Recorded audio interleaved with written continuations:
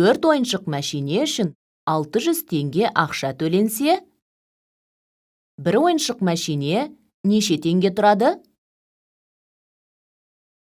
Қалай ойлайсың?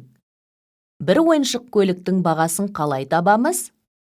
Дұрыс, 600-ді 4-ке бөлу керек. Бірінші толымсыз бөлінгішті анықтаймыз.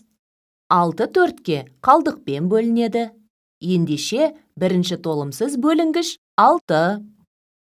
600 санының қалған цифрларын белгілеп, бөліндінің мәнінде болатын цифр санын анықтаймыз.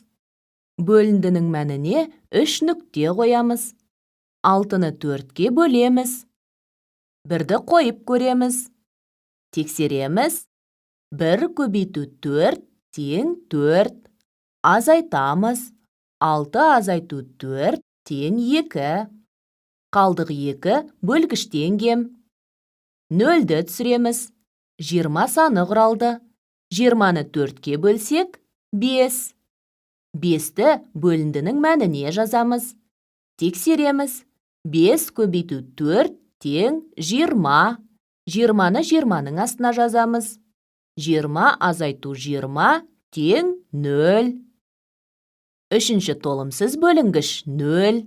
0-ді бөліндінің мәніне жазамыз. 150. Ендеше бір ойыншық көліктің бағасы 150 теңге екен.